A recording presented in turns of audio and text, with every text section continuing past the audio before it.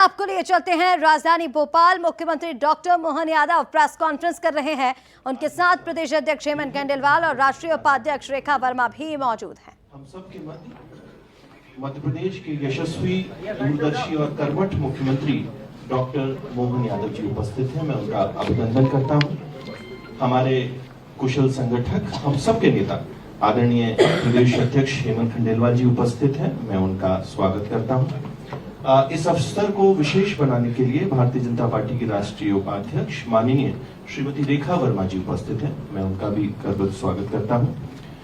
मंच को और अधिक गरिमा प्रदान करने के लिए मध्य प्रदेश शासन की कैबिनेट मंत्री श्रीमती निर्मला भूरिया जी, मध्य प्रदेश शासन की राज्य मंत्री स्वतंत्र प्रभार श्रीमती कृष्णा गौर जी, सांसद श्रीमती माया नरोलिया जी, विधायक माननीय अर्चना चिटनिस जी और मध्य प्रदेश भारतीय जनता पार्टी महिला मोर्चा की प्रदेश अध्यक्ष श्रीमती अश्विनी परांजपे जी भी हैं। इन सबका मैं स्वागत करता हूं। सर्वप्रथम मैं माननीय प्रदेश अध्यक्ष श्री हेमंत खंडेलवाल जी से आग्रह करता हूं, कृपया संबोधन प्रारंभ करें। आज की हमारी इस पत्रकार वार्ता में हमारे लोकप्रिय मुख्यमंत्री मोहन यादव जी दिल्ली से आई हमारे इस पूरे अभियान को देख रही ऐसी हमारी राष्ट्रीय पदाधिकारी हमारी रेखा वर्मा जी और हमारे सभी मंत्री बहनें, हमारी महिला मोर्चे के अध्यक्ष जी, आप सबको विदित है कि लोकसभा में जो घटनाक्रम हुआ वो सिर्फ एक संसदीय प्रक्रिया नहीं थी, बल्कि देश की आधी आबादी से जुड़ा हुआ एक महत्वपूर्ण विषय था। विपक्ष ने, राहुल गांधी और उनके सहयोगियों ने ये बता दिया कि उनकी मानसिकता महिला विरोधी है। मैं समझता हूं कि जो कांग्रेस का जश्न था वो एक तरह से हमारी बहनों का अपमान था। आप सबको विदित है कि विगत कई वर्षों से सभी दल किसी न किसी रूप में चाहते थे कि महिला आरक्षण लागू हो, लेकिन जब इसे लागू करने का विषय आया तो विपक्ष का असली चेहरा उजागर हो गया।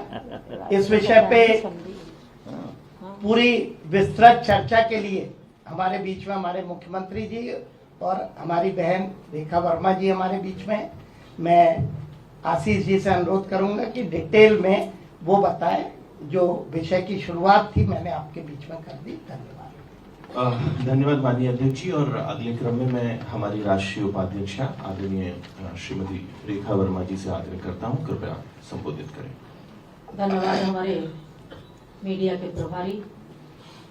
आज इस प्रेस कॉन्फ्रेंस में हमारे बीच में उपस्थित हैं हमारे इस राज्य के हमारे बहुत ही कर्मठ और मेहनती हमारे मुख्यमंत्री माननीय श्री मोहन यादव जी, हमारे बीच में उपस्थित जिनका उद्बोधन आप सुन रहे थे ऐसे हमारे प्रदेश अध्यक्ष श्री हेमंत खंडेलवाल जी, हमारे बीच में उपस्थित हमारी सभी महिला जनप्रतिनिधि, हमारी पार्टी के पदाधिकारी और नारी शक्ति वंदन अधिनियम के विषय पे आज हम सब लोग इस कॉन्फ्रेंस में आपके बीच में अपनी बात रखने के लिए उपस्थित हुए हैं।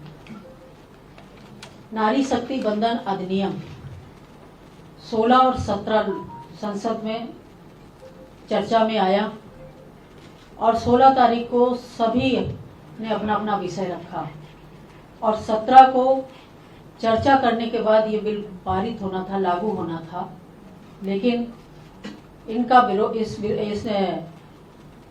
नारी शक्ति वंदन अधिनियम का विरोध विपक्ष ने किया। 70 साल से इस देश की नारी अपने अधिकार की लड़ाई लड़ रही थी। निरंतर ये प्रयास कर रही थी कि 33% जो आरक्षण है वो महिला शक्ति को मिलना चाहिए और इसके लिए लगातार प्रयास कर रही थी विभिन्न माध्यमों से। और जब सरकार बनती थी और उस सरकार के बनने के बाद में महिला शक्ति को उम्मीद जागती थी कि इस बार शायद महिला शक्ति का अधिकार उसको मिलेगा, लेकिन ऐसा समय 60 साल बीत गया। सत्ता में लोग आए, सरकार का पूरा उपयोग किया, लेकिन महिला शक्ति की मांगों को उन्होंने पूरा नहीं किया और इस पे ध्यान भी नहीं दिया। लेकिन लगातार हमारी महिला शक्ति अपनी मांग कर रही थी, अपने अधिकारों की लड़ाई लड़ रही थी। जब हम बात करते हैं देश की, तो देश में 50% आबादी हमारी महिला बहनों की है और 50% आबादी होने की वजह से हमें जो हमारे अधिकार हैं उनको मिलना चाहिए था। और लगातार देश के प्रधानमंत्री जी और गृह मंत्री जी लगातार प्रयास कर रहे थे कि देश की महिलाओं को उनका अधिकार मिले, और वो भी ग्राम पंचायत से लेके हमारी विधानसभा और लोकसभा में उनकी भागीदारी बढ़े, लगातार प्रयास कर रहे थे। लेकिन 2023 में जब ये बिल संसद में आया, तब केवल विपक्ष ने इसलिए इसका समर्थन किया था क्योंकि सितंबर 2023 के सितंबर महीने में ये बिल आया था और लोकसभा का चुनाव था, तो इसलिए विपक्ष के नेताओं ने, चाहे वो कांग्रेस हो, टीएमसी हो, डीएमके हो, सपा हो, इन सारे लोगों ने इसका समर्थन किया। लेकिन जब विषय ये आया निकल के कि जब इसको लागू कराने का विषय आया, 17 अप्रैल और 18 अप्रैल को हम संसद में इसको फिर से लाए और इस पे सभी दलों को विधिवत चर्चा करने का मौका मिला, और इसका जवाब भी हमारे देश के प्रधानमंत्री जी ने, जो विपक्ष के विषय आए निकल के, उसकी एक एक बिंदु पे हमारे गृह मंत्री जी ने और हमारे देश के प्रधानमंत्री जी ने उन विषयों को रखा। लेकिन विपक्ष ने अपना मन बना लिया था कि ये नारी शक्ति का जो उनका अधिकार है उनको ना मिले, उसके लिए निरंतर वो प्रयास कर रहे थे। लोकसभा में चर्चा में बात निकल के आ रही थी कि वो इसका विरोध करेंगे, और लास्ट में जब वोटिंग हुई तो उन्होंने विरोध किया। जब ये विपक्ष के दल, चाहे कांग्रेस हो, चाहे टीएमसी हो, चाहे डीएमके हो, चाहे हमारी सपा हो, ऐसे ही दल जब मंचों पे होते हैं तो महिलाओं की सशक्तिकरण की बात करते हैं, लेकिन जब राजनीति करने की बात आती है, अधिकारों की बात आती है, तो ये हमेशा पीछे हो जाते हैं। आज पूरे देश की महिलाओं में आक्रोश है, दुखी हैं, परेशान हैं। और जब ये चर्चा में ये बिल चल रहा था संसद में, उस समय देश के प्रधानमंत्री और गृह मंत्री जी ने अपने वक्तव्य में कहा कि आप सब लोग इस बिल को समर्थन करिए, इस बिल को लागू होने दीजिए, क्योंकि 2029 में इनका अधिकार इनको मिले, उसके लिए आप सब लोग समर्थन करिए, और ये क्रेडिट हम नहीं लेंगे, ये बिल पास हो जाएगा, ये क्रेडिट आप लीजिए। और ये महिलाओं से जुड़ा हुआ विषय है, महिलाओं को सशक्त करना है, पंचायत से लेके लोक विधानसभा और लोकसभा तक लेके जाना है, उनकी भागीदारी बढ़ानी है, उनके नेतृत्व में हम लोगों को देश को आगे बढ़ाना है। लेकिन विपक्ष के लोगों के कान में जू नहीं रहेगी और उन्होंने इसका विरोध किया। यहाँ तक प्रधानमंत्री जी ने जब कह दिया कि इसका क्रेडिट सारा आप लीजिए, तब भी उन्होंने विरोध किया और ये बिल लोकसभा में 2017 को गिर गया। पूरे देश की महिला सोशल मीडिया के माध्यम से, मीडिया के माध्यम से उनका आक्रोश देखने को मिलता है।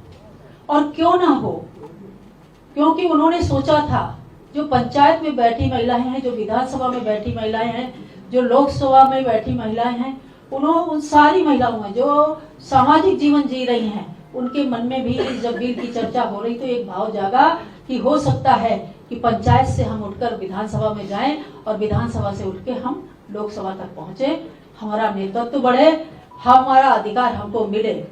ये सोच के जो महिलाओं ने के मन में जो आक्रोश है, उस आक्रोश को उन्होंने सोशल मीडिया के माध्यम से दर्शाया भी।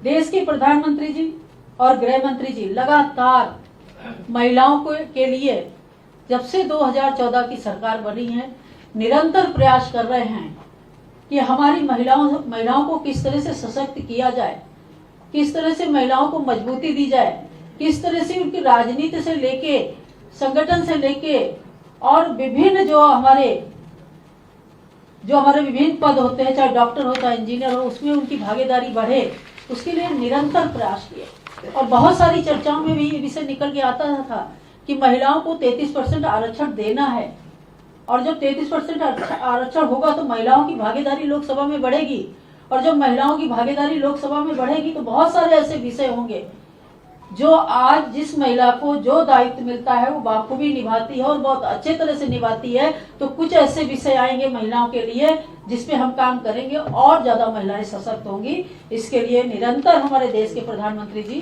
प्रयास कर रहे हैं। 16 अप्रैल 17 अप्रैल की घटना आप सब लोगों ने देखी है। लोकसभा की जो चर्चा हुई उसके बारे में मैं ज्यादा तो कुछ नहीं कहूंगी, लेकिन इतना जरूर कहूंगी कि विपक्ष की मंशा साफ थी कि इस बिल को हम पारित नहीं होने देंगे, इसको लागू नहीं होने देंगे। और उसमें चाहे कांग्रेस हो, चाहे टीएमसी हो, चाहे डीएमके हो, चाहे एसपी हो, सभी लोगों ने मिलकर मन बना लिया था कि हम इस बिल को लागू नहीं होने देंगे। और प्रधानमंत्री और गृह मंत्री जी ने अपने वक्तव्य में ये भी कहा कि कांग्रेस के हमारे जितने वरिष्ठ नेता हैं, हमारे टीएमसी के वरिष्ठ नेता हैं, हमारे एसपी के बड़े वरिष्ठ नेता हैं, हमारे डीएमके के वरिष्ठ नेता हैं, मैं उनसे ये कहना चाहता हूं कि इस बिल का समर्थन करो, क्योंकि ये महिलाओं के हक की लड़ाई है। इसमें आप सहयोग करिए और पूरा क्रेडिट आप लीजिए। इसकी भी चर्चा उन्होंने की। ये महिला के अधिकार की बात थी। आप सभी लोग इस बिल का बार बार हमारे एचएम साहब ने और प्रधानमंत्री जी ने अनुरोध किया। नारी के अधिकार की लड़ाई का सारा क्रेडिट प्रधानमंत्री जी बार बार अपने वक्तव्य में कह रहे थे कि सारा हमारा विपक्ष के नेता ले जाएं, हमको नहीं चाहिए, लेकिन फिर भी इन्होंने बिल में हमारा समर्थन नहीं किया। ये बिल लागू हो पाया, ये बिल लागू नहीं हो पाया और इस हद तक ये लोग चले गए कि जब ये बिल संसद में गिर गया उसके बाद इन्होंने वहां खड़े होके ये मुस्कुराए, इन्होंने ठहाके लगाए, वहां जश्न मनाया, हाथ मिलाए, एक दूसरे को बधाई दी। इस तरह का वातावरण संसद में देखने को मिला जो बहुत दुर्भाग्यपूर्ण था। नारी शक्ति इस चीज को कभी माफ नहीं कर पाएगी जिन्होंने इसका बिल का विरोध किया है। कांग्रेस की कथनी और करनी में बहुत फर्क है। जब 2023 में ये बिल आया था, सितंबर के महीने में ये बिल आया था और 2024 में लोकसभा का चुनाव था, तब इन्होंने इस बिल का समर्थन किया और आज उसी बिल को लागू करने में इनका विरोध पूरा दिखा। और बात करने के बाद में बार बार संसद में ये बात आ रही थी कि ये विषय को हमें कोट करना है, मुझे इसके बारे में बताइए। बराबर हमारे गृह मंत्री जी और प्रधानमंत्री जी बता रहे थे, लेकिन उनको समझ में नहीं आया था क्योंकि उन्होंने माइंड सेट कर लिया था कि इसका विरोध करना है। और नारी शक्ति बंधन अधिनियम का विरोध तो किया ही किया। 14 में जब सरकार बनी, देश की बहुत पुरानी मांग 370 धारा हटाई जाए, राम मंदिर बनवाया जाए, 3 तलाक जैसा विषय, जब ये सारे विषय संसद में आए तो इन्होंने उसका भी विरोध किया। अगर हम महिलाओं के लिए कोई कदम उठाते हैं तो ये लोकसभा में विरोध करते हैं, अगर हम देश के लिए कोई कदम उठाते हैं तो ये विरोध करते हैं। और इन्होंने जो हमारे महिला सशक्तिकरण के लिए भी विषय उठाया गया उसमें भी उन्होंने विरोध किया। आज मैं आप सबके बीच में ये जरूर कहूंगी कि देश की आधी आबादी इन्हें कभी माफ नहीं करेगी। और मैं आपको बताती हूँ जिस तरह से महिलाओं में आक्रोश है, जिस तरह से महिलाओं में आक्रोश है, और महिलाएं, क्योंकि हिंदुस्तान की महिलाएं जवाब देना जानती हैं और जो आगे चुनाव आने वाला है उसमें हमारी महिलाएं ये विपक्ष के नेताओं को जवाब देंगी। ये हमारी देश की महिलाओं ने ठाना है। मैं क्योंकि अभी हमारे मुख्यमंत्री जी बोलेंगे तो वो सारे विषय को रखेंगे, जो मुझे विषय रखने थे मैंने वो आपके सामने रखे हैं। मैं हृदय से आप सबको धन्यवाद देती हूँ कि इतने कम संख्या में आप सब लोग यहाँ उपस्थित हुए। हृदय से ज्यादा संख्या में आज हो गया पूरे हैं कम समय। देखिए ये तो बहुत अच्छी बात है कि हमारे मीडिया भाई जो हम लोगों को किसी भी फील्ड में हो पूरा सहयोग करते हैं और समय पे आके हमें भी समय पे आने के लिए मजबूर करते हैं। तो मैं हृदय से आपका धन्यवाद देती हूँ। जय हिंद, जय भारत। धन्यवाद। देखिए, भोपाल की पत्रकारिता की एक पहचान है कि ये शब्दों से बढ़ के भाव को पहचान लेते हैं। तो आपका बहुत आभार। इससे पहले कि मैं माननीय मुख्यमंत्री जी को उद्बोधन के लिए, संबोधन के लिए आमंत्रित करूं, 1-2 मिनट की एक छोटी सी क्लिपिंग जो हमारे देश के यशस्वी प्रधानमंत्री जी की संसद के उद्बोधन की है, मैं आग्रह करता हूं उसको चलाएं। उसके बाद सीधे मैं माननीय मुख्यमंत्री जी को आग्रह करूंगा। जी। हम इस भ्रम में न रहे कि हम देश की नारी शक्ति को हम कुछ दे रहे हैं। जी नहीं, उसका हक है। हमने कई दशकों से उसको रोका हुआ है। आज उसका प्रायश्चित करके हमें उस पाप में से मुक्ति पाने का यह अवसर है। इस पवित्र जगह से कहना चाहता हूं, चाहे दक्षिण हो, उत्तर हो, पूर्व हो, पश्चिम हो, छोटे राज्य हो, बड़े राज्य हो, मैं आज एक जिम्मेवारी से कहना चाहता हूं कि ये निर्णय प्रक्रिया किसी के साथ भी भेदभाव नहीं करेगी। भूतकाल में जो सरकारें रही और जिनके कालखंड में जो परिसीमन हुआ और जो अनुपात उस समय से चला आ रहा है, उस अनुपात में भी कोई बदलाव नहीं होगा और वृद्धि भी उसी अनुपात में होगी। गारंटी शब्द चाहिए तो मैं गारंटी शब्द उपयोग करता हूं। वादा की बात करते हो तो मैं वादा शब्द उपयोग करता हूं। अगर तमिल में कोई अच्छा शब्द हो तो वो भी मैं बोलने के लिए तैयार हूं। देखिए, इसका अगर विरोध करेंगे तो स्वाभाविक है कि राजनीतिक लाभ मुझे होगा, लेकिन साथ चलेंगे तो किसी को भी नहीं होगा। ये लिख के रखो, किसी को नहीं रहेगा, क्योंकि फिर अलग पहलू हो जाता है, फिर किसी को फायदा नहीं। और इसलिए हमें क्रेडिट नहीं चाहिए। जैसे ये पारित हो जाए, मैं कल एडवर्टाइजमेंट दे करके सबका धन्यवाद करने के लिए था। आज पूरा देश और विशेष करके नारी शक्ति हमारे निर्णय तो देखेगी, लेकिन निर्णय से ज्यादा हमारी नीयत को देखेगी। और इसलिए हमारी नीयत की खोट देश की नारी शक्ति कभी माफ नहीं करेगी। हमारी माताएं बहनें बहुत बड़ा योगदान, हमारी बेटियां तो कमाल कर रही है जीवन के हर क्षेत्र में। इतना बड़ा सामर्थ्य, उसको हम हिस्सेदारी से रोकने के लिए क्यों इतनी ताकत खपा रहे हैं?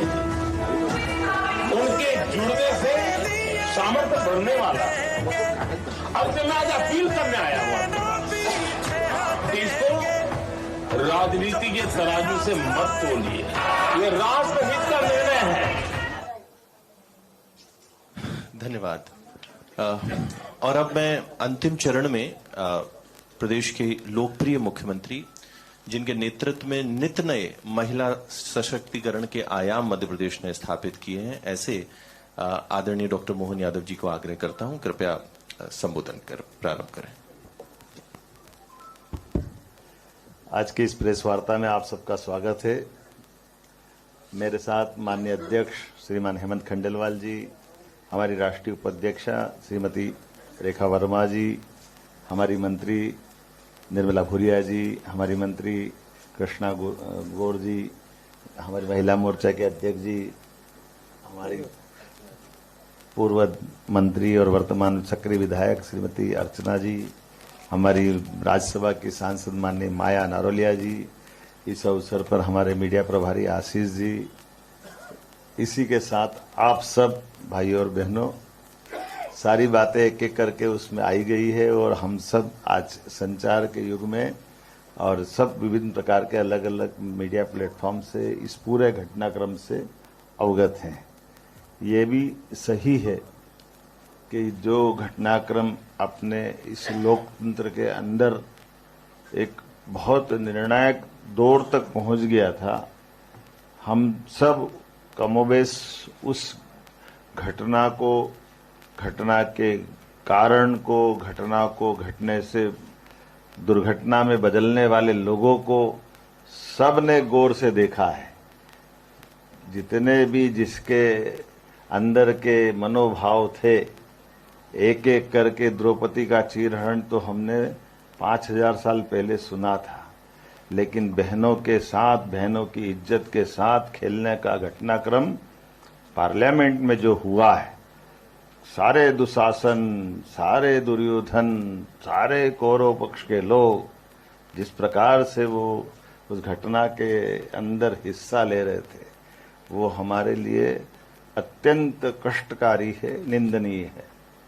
मैं आज के इस अवसर पर बहनों की मौजूदगी में बोलना चाहूँगा माननीय प्रधानमंत्री जी ने जो निर्णय लिया था, माननीय गृह मंत्री जी प्रस्तावक को बन करके जिस ढंग से उस बात को लेकर के छोटी छोटी बात प्रारंभ से हर बार जैसे कि होता आया है, थोड़ा सा बड़ा मन करके माननीय मोदी जी ने तो सभी को खुला पत्र भी लिखा था कि इस मुद्दे पे हर दल के लोग हर प्रकार के प्लेटफॉर्म से कहीं कोई बाल बराबर भी बाकी नहीं रह जाए, ये कि कोई किसी में कहे कि भाई हमको लिखित में नहीं दिया, हमको बोला नहीं, हमको बताया नहीं, हमसे चर्चा नहीं की। जिस अधिनियम पे 2023 में सबने यूनानिमस होकर के पहले एहसास कराया था कि हाँ, इस महिला आरक्षण के मसले पे हम सब साथ हैं, पलटू राम पलटी खा गए। क्यों? क्योंकि ये अवसर परस्ती का सर्वोच्च उदाहरण पेश कर रहे थे। 23 चुनाव की तरफ जब थे तो तुरंत तैयार हो गए। अब चुनाव की बेला जब 3 साल बाकी है तो फिर उसमें अपनी अवसर परिस्थिति का रास्ता ढूंढ करके कितना गंदा खेल खेला। कभी सुन करके देख करके विचार करके भी अपने आप पे अपोजिशन के लोगों पे घृणा आती। कहां उत्तर दक्षिण का झगड़ा है? किसने कह दिया उत्तर दक्षिण का झगड़ा है? लेकिन अपने चुनाव जीत को लेकर डीएम की पागल हो गई। जिस ढंग से वो विषय ले जा रहे हैं, ऐसा लग रहा है कि वो इस लोकतांत्रिक ढांचे के बारे में क्या विचार कर रहे हैं। ये कोई घृणित मानसिकता नहीं, ये अलगाववादी मानसिकता है। मैं इसकी कटु शब्दों में निंदा करता हूं। दूसरे, तीसरे, चौथे हर कोई अलग अलग प्रकार से अपनी पूरी घटना का तमाशा बनाने पे तुले हुए। एक बड़ी बहन, बड़ी नारी हूं, लड़ सकती हूं, लड़ नहीं सकती हूं। नारियों के किस्मत का फैसले को सत्यानाश करके तुमने उनको दुरावस्था में डालने का पाप किया। वो पाप जो उनके राजीव गांधी जी के काल में हुआ था, जब सुप्रीम कोर्ट से निर्णय हुआ 3 तलाक का। ये वही परिवार है जिस परिवार ने बिस्बेल की तरह सदैव लोकतंत्र में सबका माखोल उड़ाया। ये उसी की कल आगे की कड़ी है।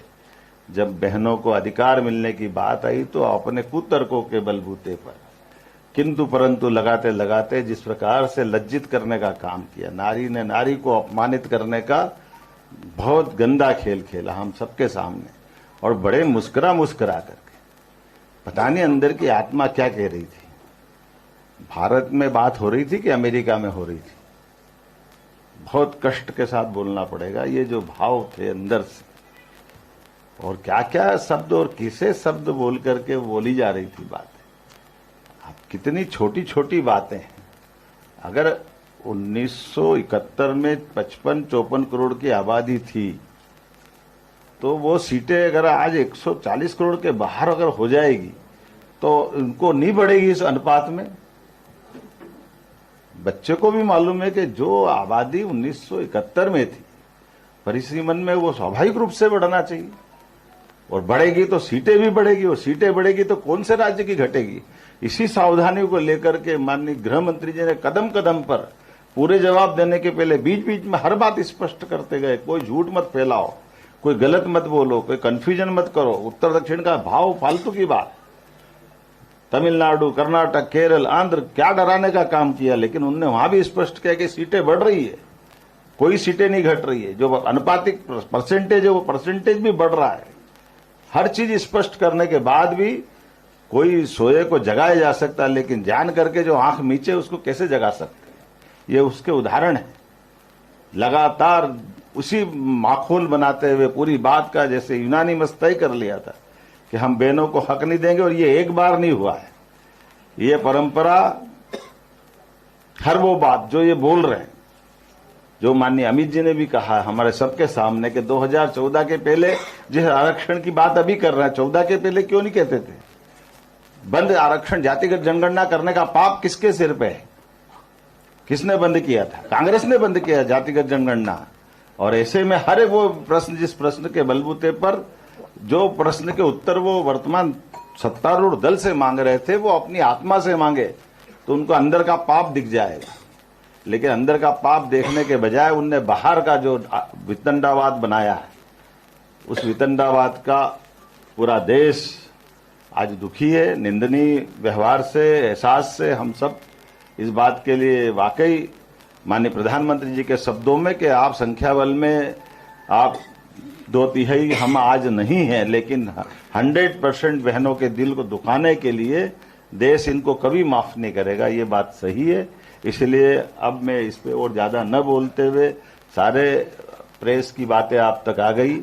अब हमारी बात, चूंकि सबसे बड़ी अदालत जनता की होती है, सबसे बड़ी पंचायत जनता की होती है, इसलिए पूरे देश के अंदर हमारी सरकार के माध्यम से, हमारी पार्टी के माध्यम से, समाज के माध्यम से, सभी प्रकार के आपके मीडिया के बंधुओं के माध्यम से ये बात जन जन तक पहुंचाने का निर्णय हुआ है। कल अपने इसी प्रदेश के अंदर एक बड़ी रैली निकाल करके, पदयात्रा निकाल करके, एक आक्रोश सभा के नाते से हम बहनों का हक उनको दिलवा के रहेंगे और जिनने पाप किया उनके सारे पर्दाफाश करने का काम इस आक्रोश के माध्यम से करेंगे। उसकी पहली कड़ी आज की पत्रकार वार्ता है, दूसरी कड़ी कल का हमारा ये प्रदर्शन है। आगे फिर हर 2, 3, 4 जिले में एक एक प्रदर्शन के कार्यक्रम होंगे। सभी नगर पालिका, नगर निगम, नगर पंचायत सभी दूर फिर प्रस्ताव पारित होंगे। जो ये निंदनीय घटनाक्रम हुआ, विधानसभा का एक दिवसीय सत्र बुलाएंगे, उस सत्र में भी पुनः इस तरह की बातें सामने लाने का प्रयास करेंगे। अब हम रुकने वाले नहीं हैं। हमारा सबका, जो आपने सबने देखा कि जो देश का आधी आबादी के साथ जो दुरावस्था का या एक तरह से जो दुर्व्यवहार किया गया है, उसके सारे विषयों को सबके सामने लाने का अब हमारी सबके द्वारा निर्णय हुआ है। मैं उम्मीद करता हूं कि आप सबका साथ मिलेगा और दूध का दूध, पानी का पानी, ये सबके बीच करके रहेंगे। आभार माननीय मुख्यमंत्री जी। वैसे तो ये विषय ऐसा है कि बहुत प्रश्न नहीं होंगे और माननीय मुख्यमंत्री जी को भी अगले कार्यक्रम की ओर बढ़ना है। कुछ संक्षिप्त प्रश्न ले लेते हैं। 1 मिनट, एक करके मैं बोलता हूं। मुझे लगता है कि सबसे पहले हम बहनों को ही स्थान दे देते हैं। सुचन्ना जी बोल रही हैं। सुचन्ना जी, सिंगल प्रश्न। हाँ जी।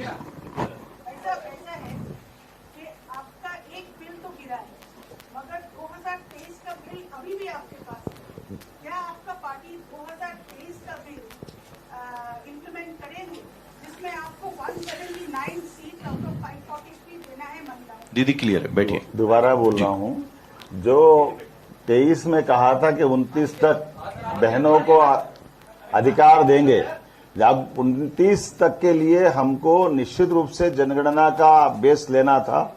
उस जनगणना के बेस के लिए हमको मजबूरी में 2011 पे जाना पड़ा।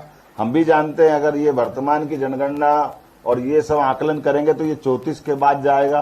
तो ये हमारी उस प्रतिबद्धता को हम साबित करने के लिए लेकर के बिल आए थे और ये तीनों बिल के पीछे भाव वही था। लेकिन जैसा मैंने कहा कि इनको ना अटल जी की सरकार में देने की इच्छा थी, ना मनमोहन सिंह की सरकार में तो पेश ही नहीं कर पाए थे। तो ये जो लगातार कांग्रेस का और कांग्रेस के साथियों का जो व्यवहार है, ये व्यवहार सदैव बहनों के विरुद्ध है। विजय बघेल, भास्कर डिजिटल।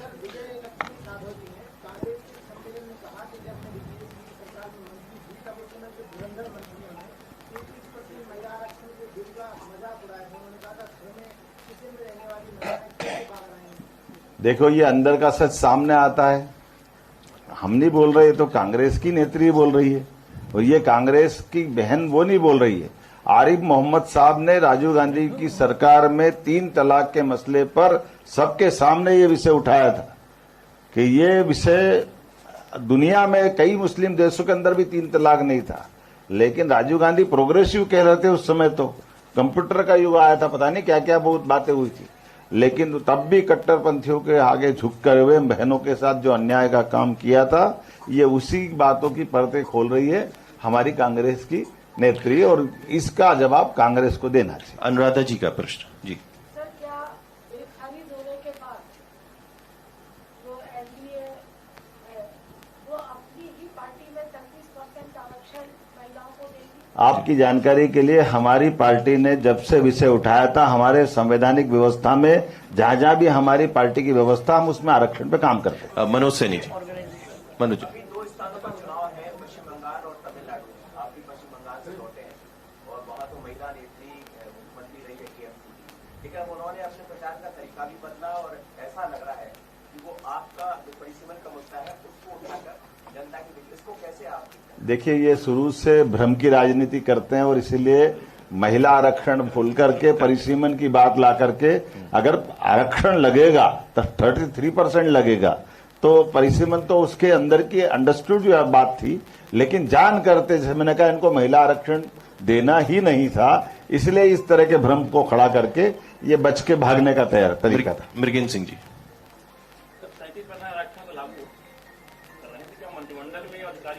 अरे एक ही चीज, बैठिए बैठिए। देखिए, हमारा राज्य एकमात्र राज्य है जिसकी 17 कलेक्टर महिला हैं। ये हमारा राज्य है। जो हमारा ब्लाइंड संभागायुक्त है, लेकिन कोई बात नहीं, दिव्यांग है, हमने उसको मैदानी पोस्टिंग दी, कलेक्टर भी बनाया।